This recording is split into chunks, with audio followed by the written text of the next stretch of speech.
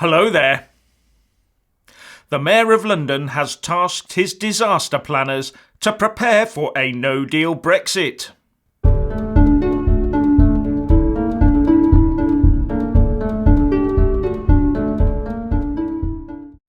The Mayor of London, Sadiq Khan, has put his London Resilience Forum to work assessing the impact of the UK leaving the EU without a deal on WTO terms.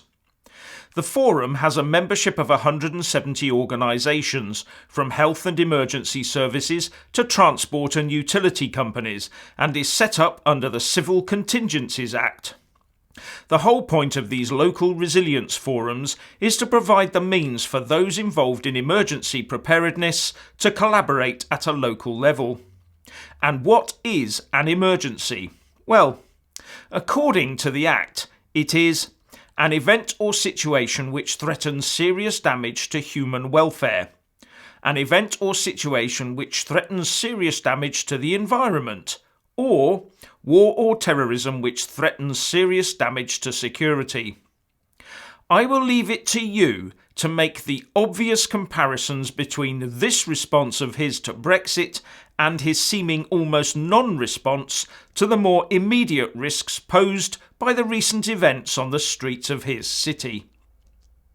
Now, BuzzFeed News claims it has a series of leaked government documents ahead of their publication next week that cover the impact of a WTO Brexit on more than 80 specific subjects, ranging from blood safety to fertilisers to driving licences.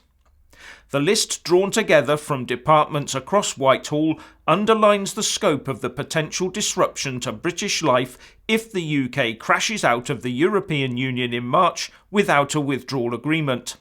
And it starkly illustrates the extent of the challenge facing officials who have been ordered to prepare for such an outcome, says BuzzFeed. The content of a lot of these documents may well relate to stuff that can be resolved, or they may be relatively minor and inconsequential in real terms.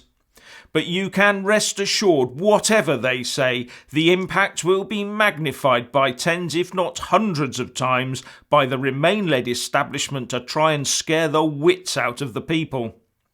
Also, to make these claims of meltdown would mean that Remainers are actually admitting that the UK is effectively no longer an independent, self-governing nation. They would have to own up that the establishment has given so much more power to the EU than the UK citizenry were ever properly informed of. They would have to admit that the Leave campaign had been right all along with regard to EU membership, leading inevitably to the loss of national sovereignty. The Danish Finance Minister, Kristian Jensen, says he agrees with the observation made by the Latvian Foreign Minister, Edgars Rinkēvičs, that there is a 50-50 chance that the UK will now leave the EU without a deal. Speaking on the Radio 4 Today programme, Mr Jensen said, "I also believe that 50-50 is a very good assessment because time is running out and we need to move really fast if we've got to strike a deal that is positive for the UK and EU." But he also said that Theresa May's Chequers-based Brexit deal was a realistic proposal for good negotiations. As you would expect me to say, I'm not so sure about that one myself. But I do go by the slipping chances of getting a deal with the EU, and the longer the PM sticks to her hold below the waterline plan, the more likely that outcome is.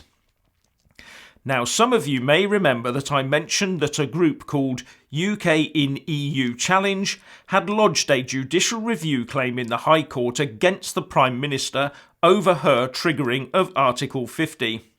The group wants her decision to send the letter to Brussels, as well as the notification itself, to be quashed. The basis of the claim is that the decision was based on a referendum vote corrupted by the Leave side overspending, so therefore the Article 50 notice was not served in accordance with the UK's constitutional requirements, as laid out in Article 50 itself. As I remarked at the time, this action is being brought well outside the normal 3-month window, but the claimants maintain that because some of the voting irregularities have only just come to light, then it is a legitimate claim. I also said that I reckoned it would be taken up by the legal establishment. Well, Mr. Justice Warby has just issued a High Court order requiring the Prime Minister and the Electoral Commission as an interested party to submit a summary legal defence by 4 p.m. on Friday the 31st of August. This will give a High Court judge time to decide whether permission should be given for the case to go to court. I personally suspect this one will go all the way. So, what do you think? Please tell us in a comment below. Thank you for watching. Please do like and share this video, and also subscribe to my channel. And when subscribing, please do remember to press on the little bell next to the subscribe button. That way you'll get an alert every single time I put up a new video. Thank you very much for watching.